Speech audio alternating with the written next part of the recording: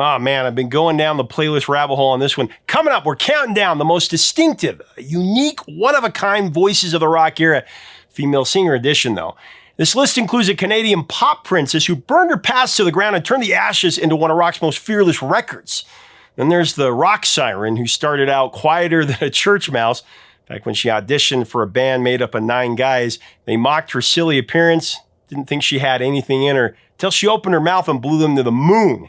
And then there's the songstress who wrote a track that was in part inspired by her very best friend, and then she married that friend's husband. And we've also got a singer who intentionally sabotaged her entire career because she was just getting too famous. Stick around as we pay tribute to the most distinctive female singers and the songs that made them timeless coming up on Professor of Rock.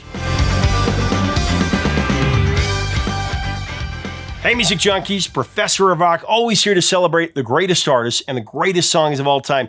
You know, if you remember this. My favorite. It's our favorite too, Papa Smurf. We're very crunch cereals up there. You're going to dig this channel of deep musical nostalgia. Make sure to subscribe below right now to be a part of our Music History Daily. Click the bell and all that stuff, notifications.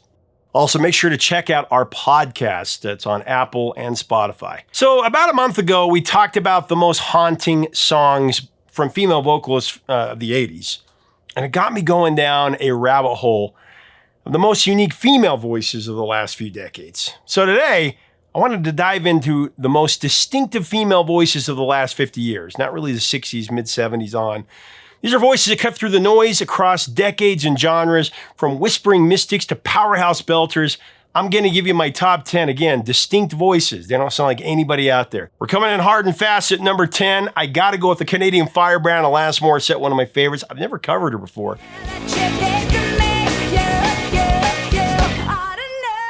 Man, in 1995, Alanis' Jagged Little Pill hit the airwaves like a Molotov cocktail, let's be honest.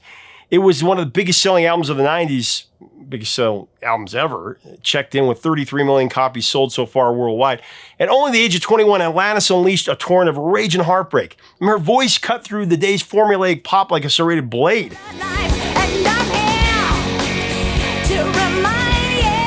Ironically, before Jagged Little Pill, Alanis was she was a teen pop star in Canada. She was churning out dance tracks like a pop princess. Her singles Too Hot and No Apologies both reached number 14 on the Canadian RPM chart.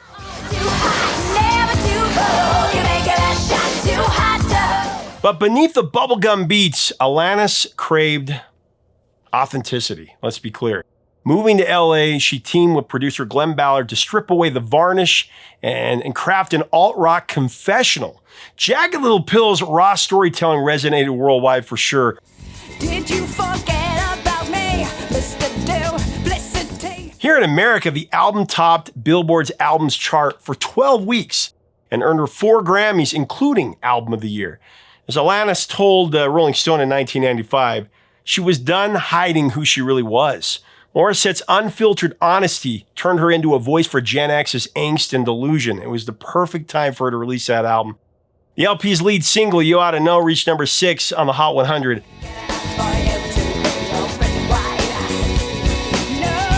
And that's actually my pick today to showcase her voice. I'm going to have showcase songs for each one.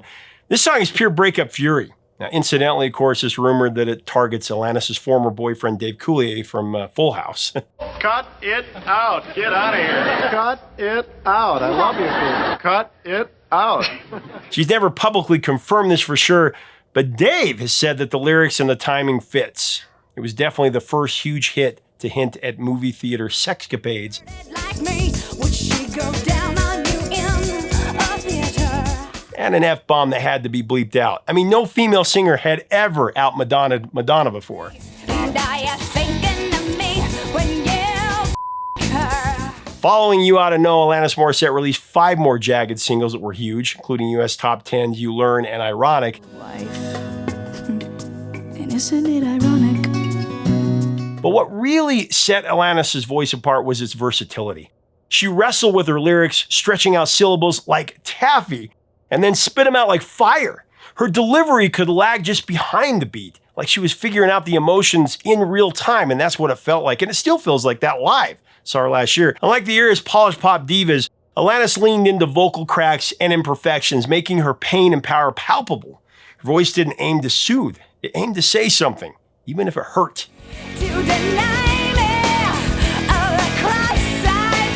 Since Jagged Little Pill, Alanis has released 7 more studio albums, from 1998's supposed former Infatuation Junkie, one of my favorites, to 2022's A Storm Before the Calm. And in 99, she also delivered an impressive MTV Unplugged set, stripping back her most explosive songs to reveal the beauty, the true beauty, behind the storm. It was a reminder that her power didn't come purely from the volume. It came from her honesty.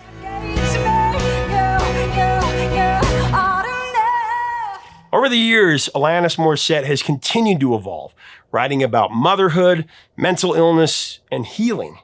But whether tearing through a breakup anthem or toning it down for the quiet truth, Alanis Morissette's voice is a fearless, unfiltered force.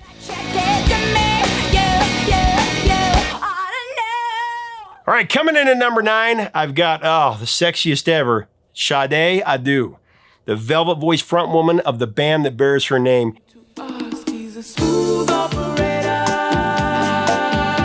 In a decade obsessed with big production and bigger vocals, Sade truly stood apart. Her voice was intimate and endlessly smooth.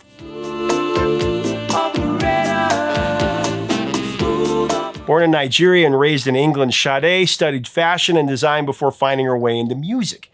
She joined the band Pride in the early 80s. It was her sultry vocals and stage presence that turned out to be the band's biggest draw.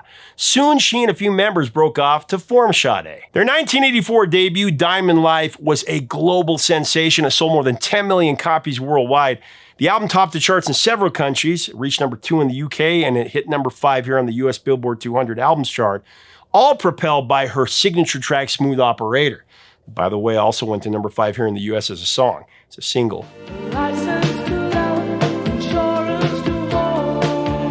Written by Sade and bandmate Ray St. John, Smooth Operator tells the story of a jet-setting con man who charms and manipulates his way through society, high society.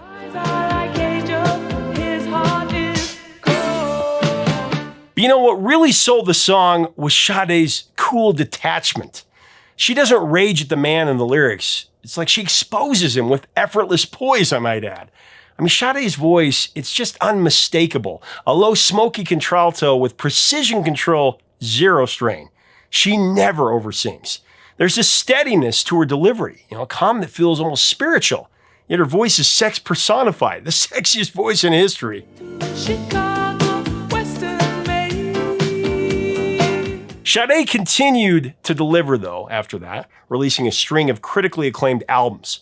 Promise in 85, Stronger Than Pride in 88, Love Deluxe in 92, and then Lovers Rock in 2000. Every one of them went 3 or 4 times platinum here in the US. She had a huge following.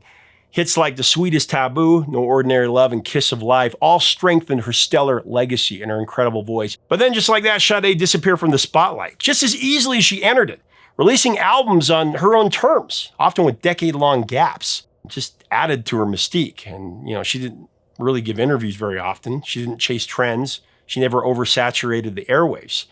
Maybe that's why her music and her voice still feel untouched and, will continue to live on across generations and genres.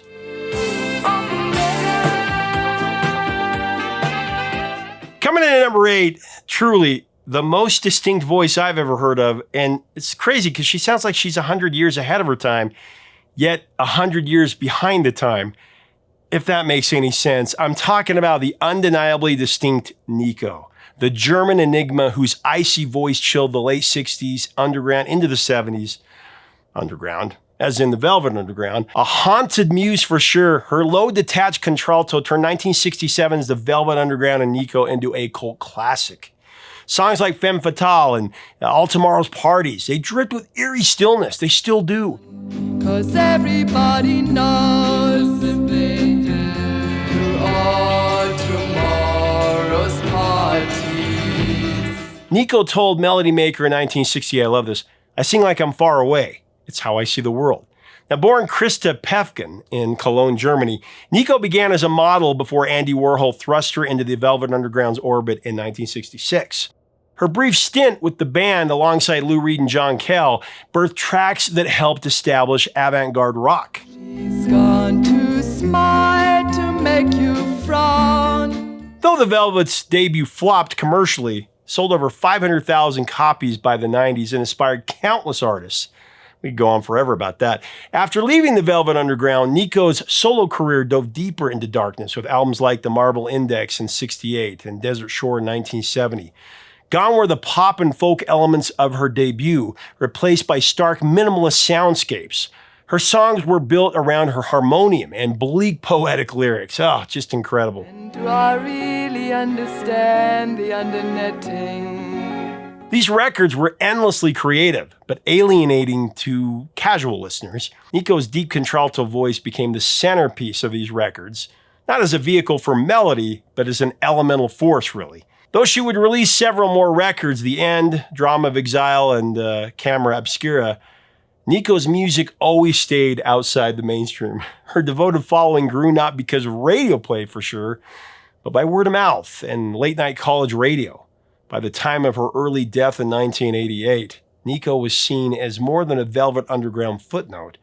She was truly a dark visionary in her own right, whose influence would outlast her notoriety for sure.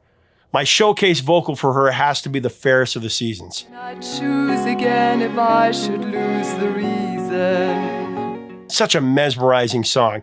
The first time I heard it, I was whisked away to the loneliest planet in the world. It's as clear now as it was then. No one sounds like Nico, and no one ever will. In the fairest of the seasons. At number 7, I got Stevie Nicks, the Mystic Queen of Fleetwood Mac.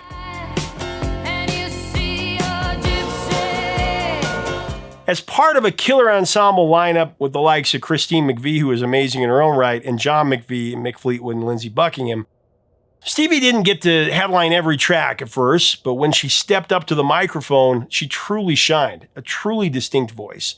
For example, the Mac's 1977 Monster Rumors features some of her finest moments. I mean, you got Dreams, The Gold Dust Woman, to her co-lead vocals on The Chain to just kill it.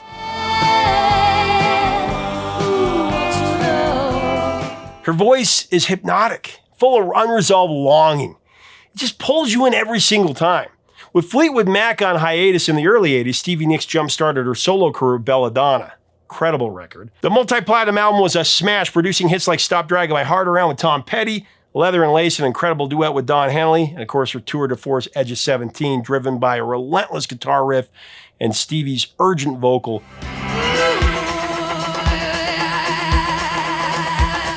It remains one of the defining songs of her career. But that's not my pick. So it was by the time Fleetwood Mac regrouped for 1982's Mirage, Stevie had established herself as a solo star as well. Yes, she returned to the band with just as much passion as she ever had, delivering one of her greatest performances on the song Gypsy, which is my pick for her showcase track. There I was through the gypsy. Wistful and nostalgic, this song is a reflection on her life before her fame. I mean, there's a natural huskiness in Stevie's timbre, but on Gypsy, she reins it in. That I love. She uses restraint to convey intimacy. Her articulation is intentionally soft, often blurring the edges of the words to create a dreamy delivery. That's why it's my pick.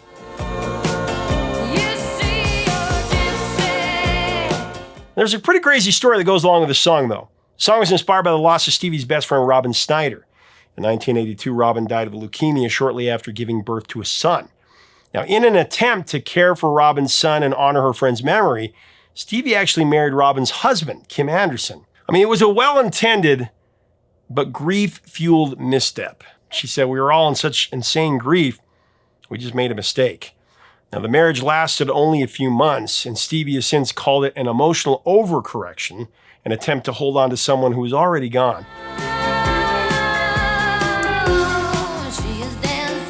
Although Gypsy was written before Robin's death, Stevie has said the final verse took on a whole new meaning in its wake.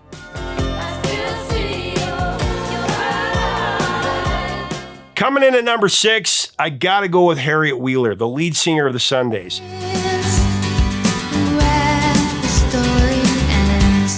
Yeah, in the early 90s, when alt-rock was leaning into angst and abrasion, Harriet's alternative voice was a refreshing change. was like sunlight filtered through stained glass. She was one of the most beloved cult voices of her generation. I mean, her voice could be wistful in one breath and then just break your heart into a million pieces in the next. And a push came to shove, and I was forced to pick my personal favorite female voice ever. It would be Harriet Wheeler, my favorite.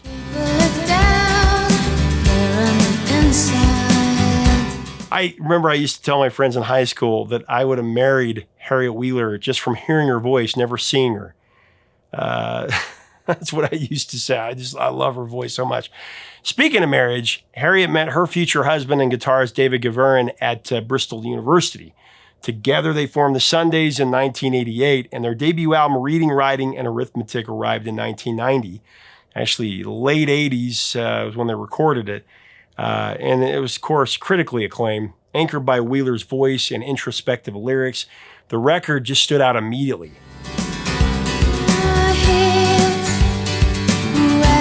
While much of the indie and shoegaze scene of the era swirled with distortion, Harriet's vocals were bright enough to rise above the mix, rise above everything. It's that little souvenir of a terrible year. My showcase track for her voice is the album's second single, Here's Where the Story Ends. I mean, when it was released, it became a surprise #1 hit on the US alternative charts. It's a key track in their jangle pop style.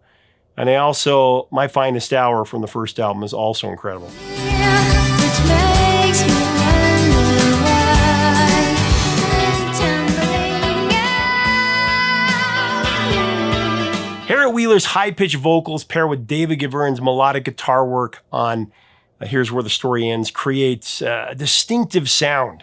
Blazing out, places I go. The lyrics of the song, which explore a failed relationship, can be hard to comprehend due to Wheeler's broad English accent and that high vocal register. However, her voice is so evocative. It's so emotional. It really doesn't matter what she sings. I mean, listen to the end of My Finest Hour where she's yodeling. It's incredible.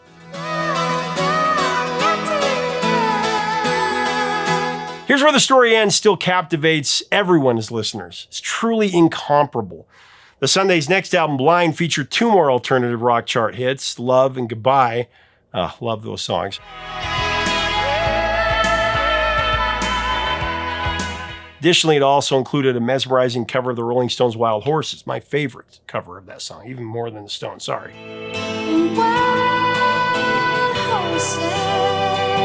In 97, the Sundays released their third and final album, Static and Silence, featuring the #10 alternative single, Summertime. Such a feel-good song. It's you and me in the summertime. After that, the band quietly faded from the spotlight, and it was by choice. Harriet and David chose to step away from the music industry just to focus on their family, turning down record deals in favor of a private life all their own. There's no farewell tour, no dramatic breakup, just a graceful exit.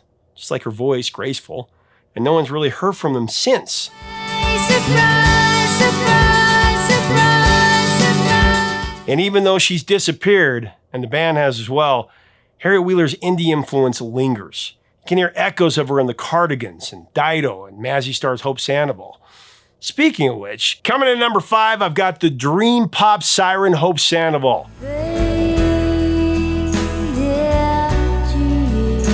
You know, in the early 90s, when alt-rock was screaming for attention, Hope Sandoval did the opposite. She whispered. You live your life, you go where shadow. As the voice of Mazzy Star, she delivered one of the most eerie and beautiful songs of the decade with Fade Into You. My pick as her showcase track. I mean, what other song would you pick from her? This one was just magnificent.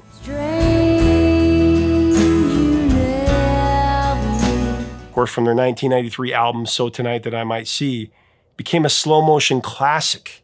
Its melancholy lingers long after the final chord. It's lingered for decades since it took radio hostage. So Hope's journey began in LA in the 80s Paisley Underground with the band Opal, alongside guitarist David Roback. Formed in 1984, Opal was a key player in the neo-psychedelic movement, blending Syd Barrett-inspired folk blues and acid rock elements. Sandoval stepped in as lead vocalist in 1987. The band would then rebrand as Mazzy Star in 1989. Their bluesy, reverb-soaked sound defined their 1990 debut, She Hangs Brightly, as well as the platinum breakthrough, So Tonight That I Might See in 1993. For the latter, sales were driven by Fade Into You, which reached number 3 on the U.S. alternative chart. I think it's strange. Hope's voice on Fade Into You seems paradoxical. On the one hand, it's soft, almost ghostly. But on the other, it's so intense, it feels like the words are burning a hole straight into your soul. The stranger light comes on slowly. Unlike the divas of the day, Hope's power, it was in restraint. Not shouting at the top of her lungs. She drew it in, note by note, like you were leaning in closer for a secret that you weren't supposed to hear. In all, Mazzy Star released 4 albums, following up So Tonight That I May See with Among My Swan in 96, and then Seasons of Your Day, that was in 2013. But the thing is, Mazzy Star never wanted the spotlight. And after they started having chart success, they actively sabotaged their label's attempts to market them. They wanted obscurity. They did not want fame. Sandoval and Roback, they were in it for the music, not for the fame. But Fade Into You will remain a true highlight of the 90s.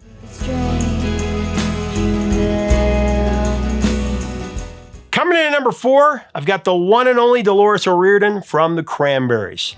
Do you have to? Do you have to let it linger? Another head hangs slowly. You know, I love the story of Dolores' first audition for the band that would eventually become the Cranberries.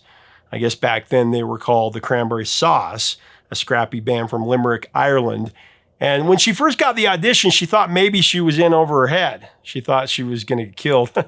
The band had been searching for a new singer, and Dolores was only 18, and she showed up in a pink tracksuit with a keyboard tucked under her arm. In the room were 9 surly teenage boys, 3 of which were in the band, of course. Said O'Riordan, and I quote, "They're all laughing at me, and I was really embarrassed because I was the girl from the country. They were all Limerick boys, and they expected girls to have nice clothes and to be really sexy. They weren't the kind of guys that I'd normally hang around with at all." So she was in an uncomfortable position. They were mocking her. They were making fun of her.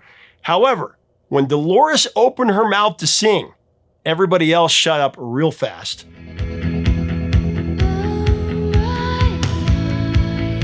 The band was blown to the moon by the powerful voice that came out of her small frame. Quiet as a church mouse, opens her mouth and it's over.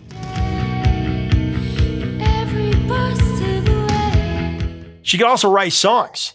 They knew she was the one. With Dolores on board, the band shortened their name to the Cranberries, and within just a few years, they were international stars. Their debut album, Everybody Else Is Doing It, So Why Can't We, that was released in 1993.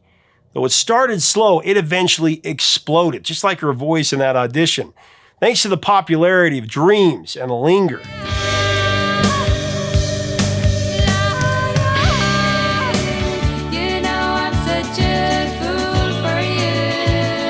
That, of course, on college radio and then mainstream radio. I think you have to attribute the band's success to Dolores' voice alone. It didn't sound like anyone else anywhere in music. It was rooted in Irish folk with a lilting soprano that could go from sweet and innocent to a full-throttle roar in an instant.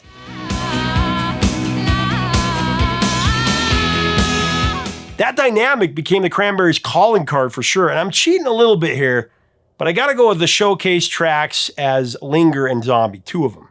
It's the perfect A-B test of her power as a singer. Do you have to let it linger? Do you have to? Do you have to? Hey, zombie, zombie, zombie. I mean, you think about it. Linger and Dreams, especially Linger, it's just so romantic. It's like a sweet little coo, you know, like a baby's coo. I was wrong. With the band's second album, No Need to Argue, it revealed the complete, untethered power of Dolores' voice for sure, with Zombie, her boldest statement yet.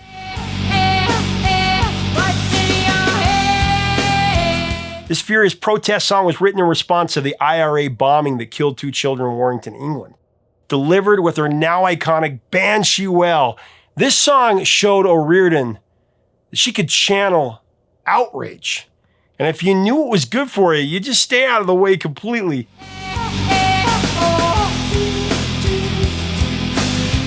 Of course, Zombie became a worldwide hit and established Dolores as one hell of a fearsome vocalist.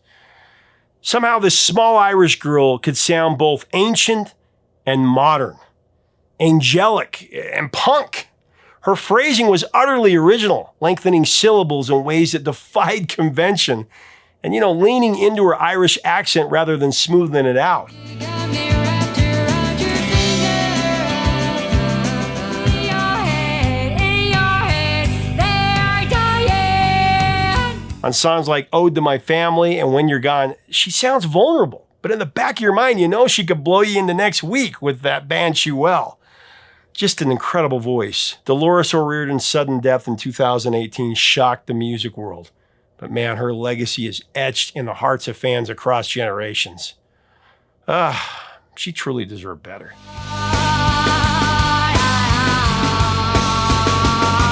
Coming in at number 3, I've got the artistic sorceress whose voice is like a sonic kaleidoscope, talking about Kate Bush.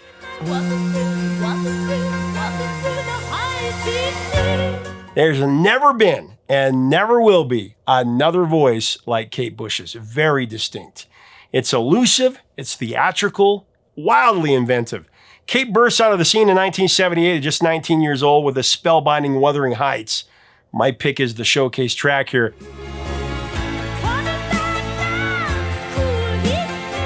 Her piercing soprano and her intention to defy every pop convention out there made her one of the most visionary voices of her era, or any era. Discovered and mentored by Pink Floyd's David Gilmour, mind you. A lot of people don't know that. Kate Bush was signed to EMI before finishing high school. Her debut LP, The Kick Inside, introduced the world to her extraordinary voice and her eccentric storytelling. Possess you, I hated you, I loved you too. Over the next 2 decades, Kate created a body of work that blurred the lines between rock, pop, classical, and performance art. Albums like Hounds of Love, The Dreaming, and Never Forever solidified her rep as a studio innovator for sure.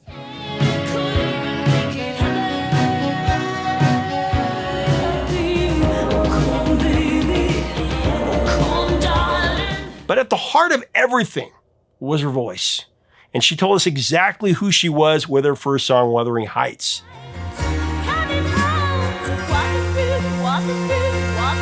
A couple of interesting notes here about the song. First of all, she had never read the book Wuthering Heights when she wrote it. She just kind of flipped through it and grabbed passages from it. She also found out that she shared the same birthday as this writer, Emily Bronte.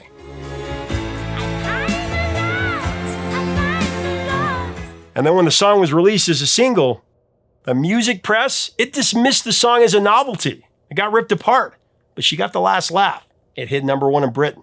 Stayed there for 4 weeks and launched her career at age 19. And it was the opening shot that told us much of what we would come to know so well. Kate's vocal delivery, it was unpredictable. Sometimes childlike, sometimes operatic.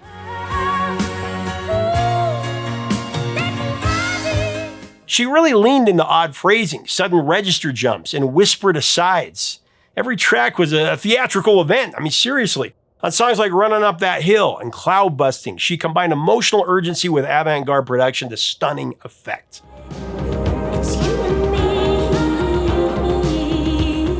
I mean, Kate Bush redefined what a pop song could sound like. Although she never toured heavily, and she rarely appeared in public, Kate Bush's influence looms large still. Of course, thanks to Stranger Things, she hit number 1 around the world in 2022. Deservedly so. Expanding Kate's legacy to a whole new generation.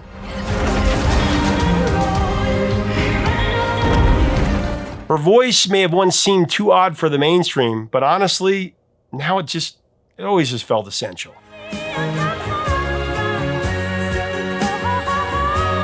We're just 1 away from the top spot, and coming in at number 2, I've got the ferocious Ann Wilson of Heart.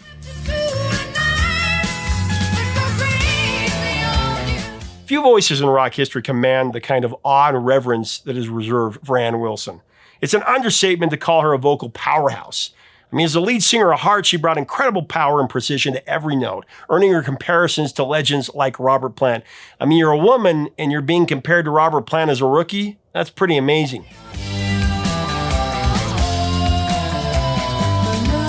But Ann Wilson was a force all her own.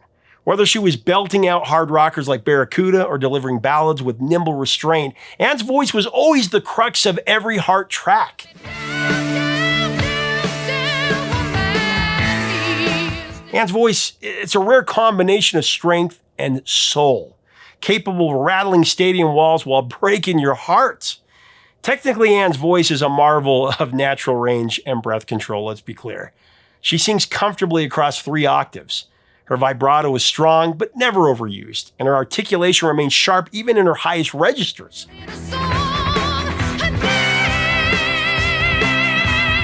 In short, Ann Wilson has one of the most technically gifted and emotionally resonant voices of all time. Of course, Heart began their career in the early 70s with Ann fronting and her sister Nancy on the guitar. Their debut 1976 Dreamboat Annie introduced the world to Ann's astonishing vocal range. Showcased on early hits like Magic Man and Crazy on You. With her mix of operatic power and her rock grit, Ann stood out in a male-dominated scene, more than holding her own against the biggest rock gods of the era.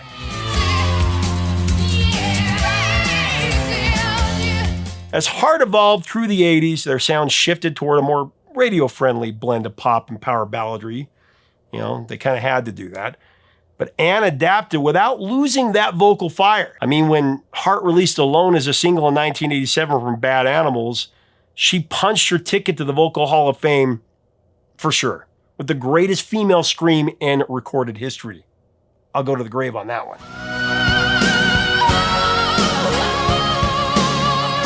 She's the best. Everybody else is riding her coattails.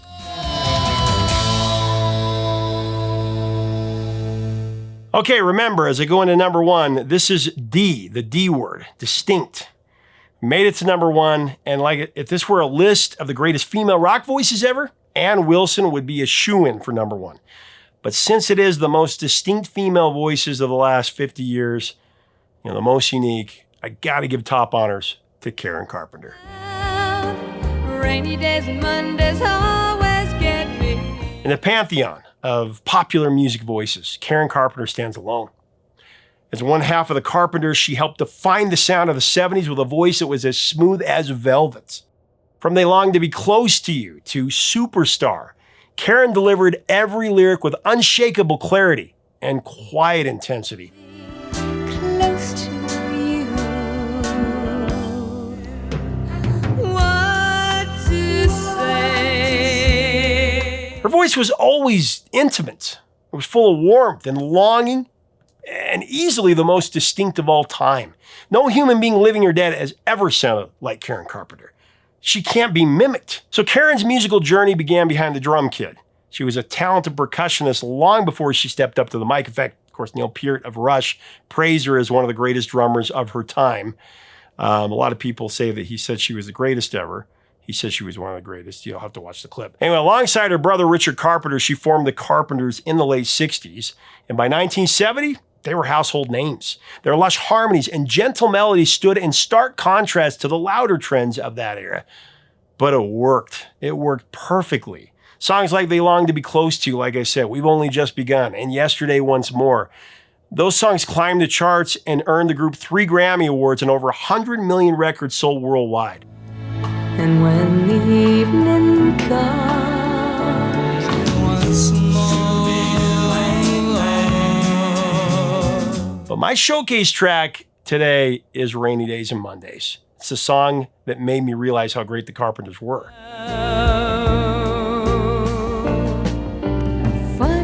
Though the song was written by someone else, Paul Williams, he said that he wrote the song about those aimless, soul-crushing days where depression creeps in for no clear reason. He later said, and I quote, "I was writing about my own sadness. I had no idea how close it would hit to Karen." Into myself and feeling old. Now, when Karen sang it, something truly haunting happened.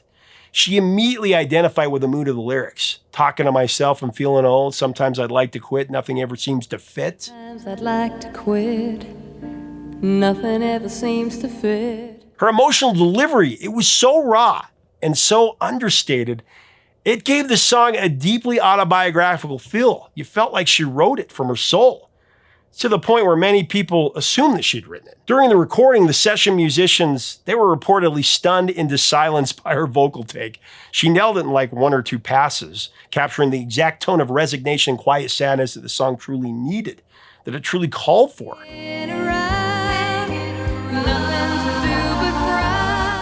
She did it without over-dramatizing it, though. That's the key.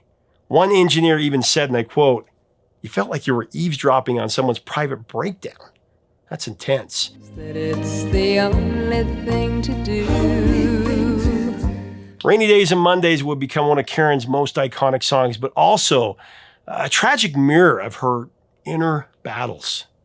Years later, as her struggle with anorexia nervosa intensified, fans would look back on songs like this as emotional red flags, hidden in plain sight. Red flags no one saw till it was too late. The song perfectly channeled Karen's silent suffering. It became her signature hit that was eerily autobiographical, like I said, shaping her image as the voice of quiet despair wrapped in soft pop beauty.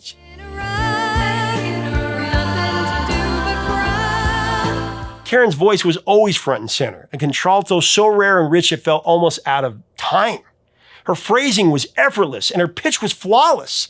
When Karen sang, you not only felt the lyric, but the space around it, the loneliness and the quiet yearning. And man, decades after her death, we truly understand that Karen didn't need to overpower a song to make you feel something. She just sang the truth, one flawless note at a time.